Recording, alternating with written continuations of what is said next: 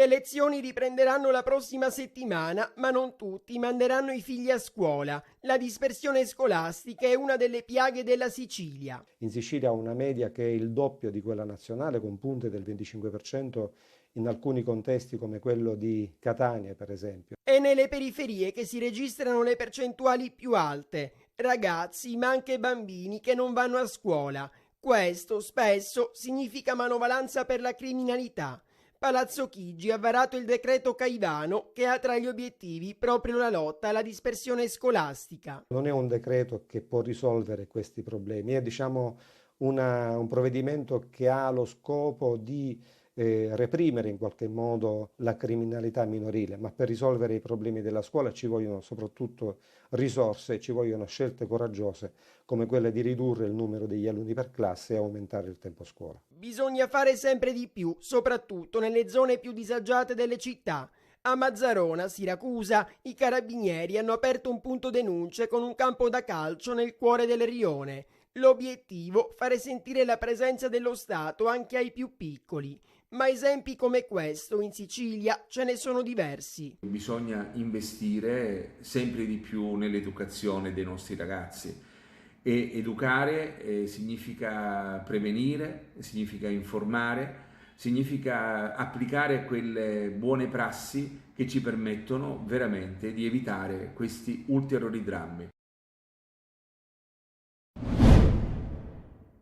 È un quartiere dove c'è tanto bisogno, ci sono tantissime brave persone che veramente ho avuto modo di apprezzare in questi mesi e ovviamente ci sono anche delle criticità che noi cerchiamo per quel poco che possiamo, cerchiamo di aiutare. Librino, con i suoi 70.000 abitanti, è uno dei quartieri più popolosi ma anche più difficili di Catania. Qui siamo nella periferia del capoluogo catanese, lontani dal centro, dove però c'è la vita oltre il degrado. Sono tante le associazioni che da anni operano sul territorio per aiutare chi è in difficoltà e soprattutto per seguire i giovani che vivono in una situazione di disagio e rischio sociale, accompagnandoli verso un percorso di legalità. Tra questi c'è anche padre Duilio, che da circa un anno guida la comunità parrocchiale della chiesa Resurrezione del Signore nel viale Castagnola. Il governo ha varato un decreto, il cosiddetto decreto Caivano. Caivano potrebbe essere Librino, come potrebbe essere qualsiasi quartiere d'Italia. È giusto inasprire le pene o bisogna invece intervenire diversamente? E in questi giorni io ho letto il decreto, ho cercato di fare una piccola riflessione mia personale. Innanzitutto vanno apprezzati tutti gli sforzi che vengono fatti per il bene comune. Perché non investire nell'educazione? Qui c'è la Mary Poppins, che ancora resiste, ma ha dei ragazzi, bambini anche del quartiere con difficoltà, che hanno bisogno di aiuto. Ma là c'è il bello, tutti insieme, si mangia insieme, si sta insieme, si rispetta il compagnetto. Ci sono questi strumenti e noi li distruggiamo. Se si investe di più sull'educazione, non sarebbe meglio?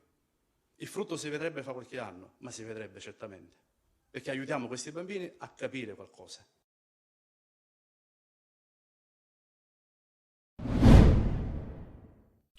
Vita da precari. Sono 13.000 nella scuola siciliana gli insegnanti in attesa di un'agognata cattedra che non arriva. Un esercito di precari storici con anni di servizio alle spalle e mai un contratto a tempo indeterminato.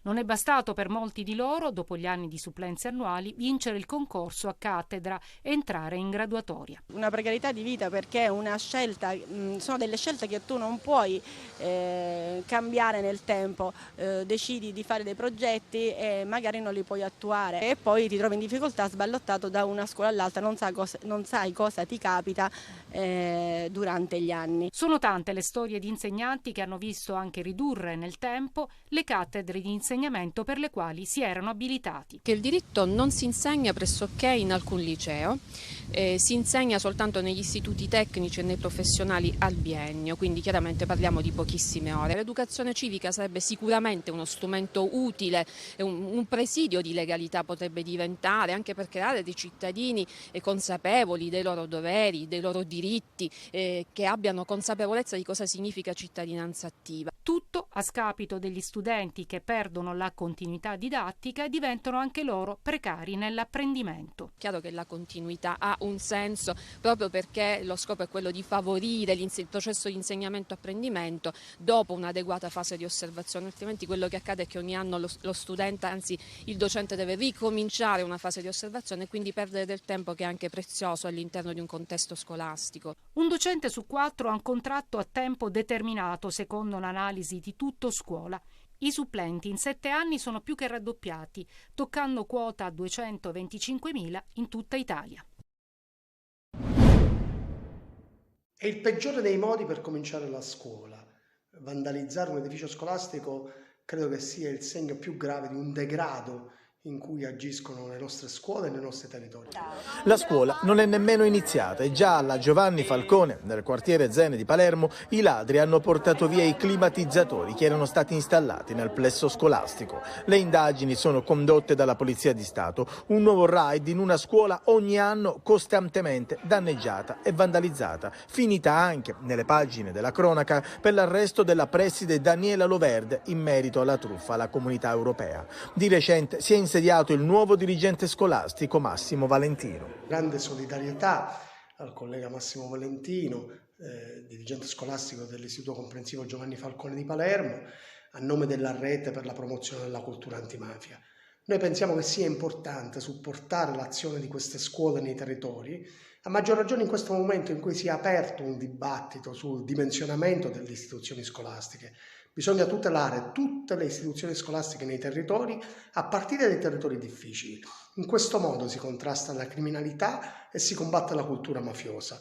Per questa ragione non bisogna arretrare e i segnali che arrivano già all'inizio dell'anno scolastico con questi atti vandalici sono particolarmente preoccupanti.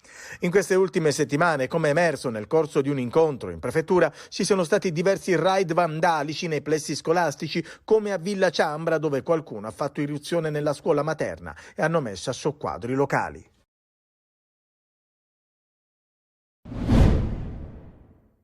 La crisi demografica si sta facendo sentire. Negli ultimi 10 anni è sceso di quasi 1 milione nel nostro paese il numero dei giovani tra i 15 e i 34 anni. In Sicilia il maggiore calo. Si parla di un esercito di quasi 200.000 ragazzi. Numeri incredibili ma anche scoraggianti elaborati dalla CGIA di Mestre. Una contrazione che colpisce la fascia di età più produttiva del mondo del lavoro e che sta creando grossi problemi alle aziende. Molti imprenditori infatti faticano ad assumere personale, non solo per le annose difficoltà a trovare candidati disponibili e professionalmente preparati, ma anche perché la platea degli under 34 si sta appunto progressivamente riducendo. In testa al calo demografico ci sono le regioni del sud, in Sicilia poco più del 15%. Nel 2013 i giovani nell'isola erano 1.240.000, scesi ad 1.050.000 di quest'anno. A Catania il calo è di quasi il 14%, Palermo oltre il 16% e le altre province siciliane non sono messe meglio. E l'Istat rileva all'inizio del 2023 che la natalità in Italia è al minimo storico, mentre la mortalità resta ancora elevata. A questo si aggiunge anche il fenomeno della fuga dei cervelli, giovani demotivati che non trovano occupazione e cercano altrove fuori dall'Italia. Quale può essere la soluzione? Bisogna investire con una chiara strategia, non per trattenere a forza i nostri giovani, ma per creare condizioni invece affinché le regioni meridionali siano attrattive, possono attrarre capitali, possono attrarre talenti, possono attrarre professionalità.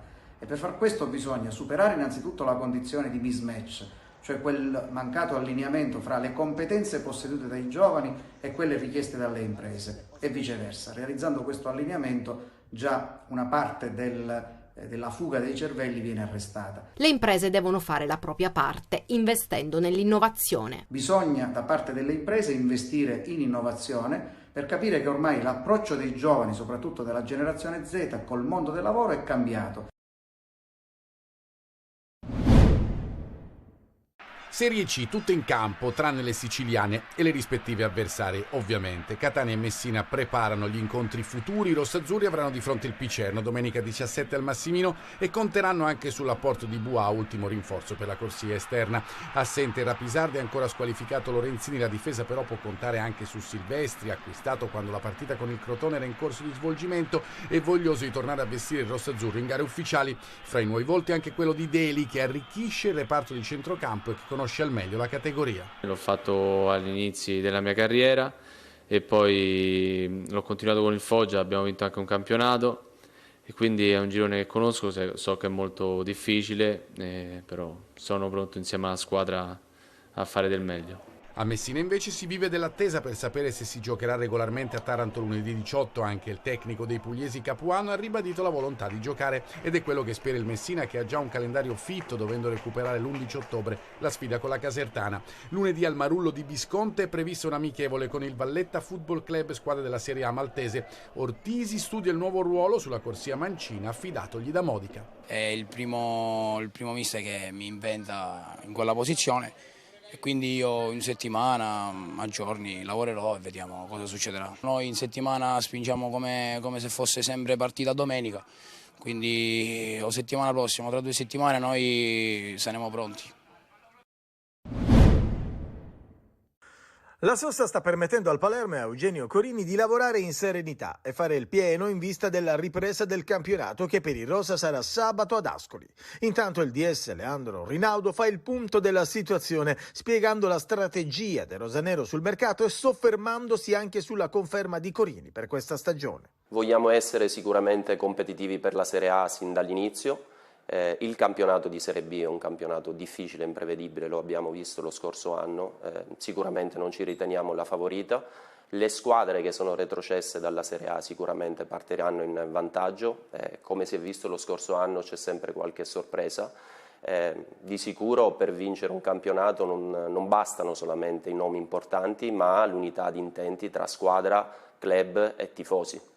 Affari spenti quindi, ma con la consapevolezza di aver allestito una squadra che può serenamente veleggiare nelle zone alte della classifica. Il lavoro sul mercato è iniziato prima della fine del campionato dello scorso anno, mantenendo lo zoccolo duro della scorsa stagione che ha dimostrato di poter essere competitivo per il campionato di Serie B, e poi ci siamo mossi in 2 direzioni, con l'innesto di giocatori importanti per la Serie B che hanno vinto il campionato appunto di Serie B.